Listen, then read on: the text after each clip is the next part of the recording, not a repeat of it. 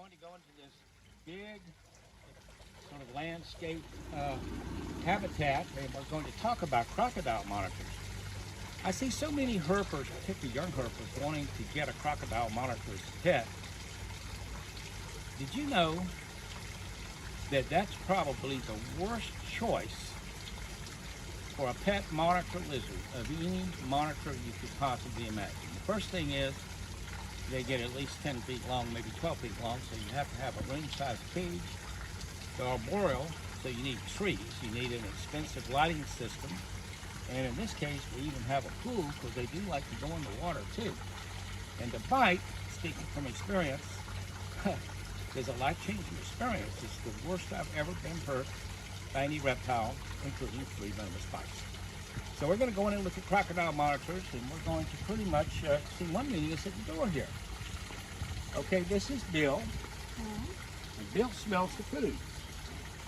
Go ahead, give Bill a chick. And go in and pass him, get him to come past you. And we manipulate them. We don't make them do things. The lizard's not going to make a mistake and bite him on the foot or anything like that. Let's get him to, I'm going to close the door so she can get him to turn around. Here, just pick him up and turn him around. Just pick him up, turn him around. There he goes. Okay, so come on in. Make sure our cameraman is safe too.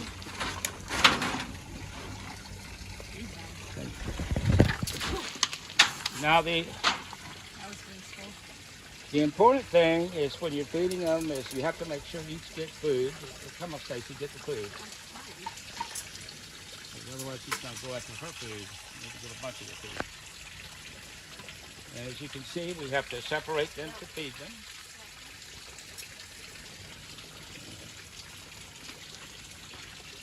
And the animals realize the difference between human beings and food.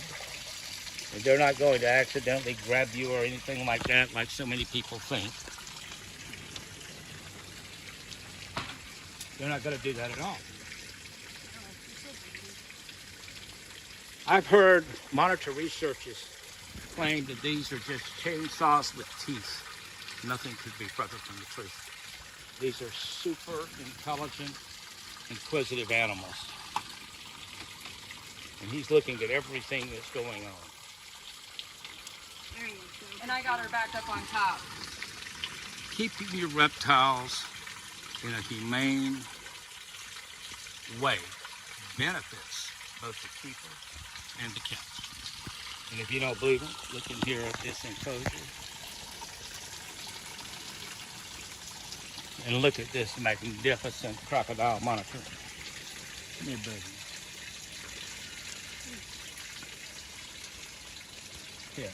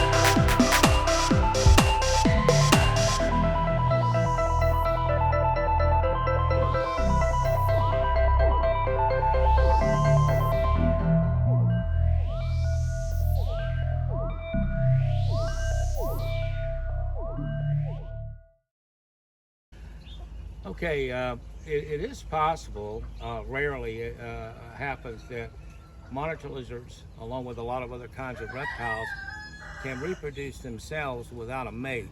This process is called parthenogenesis.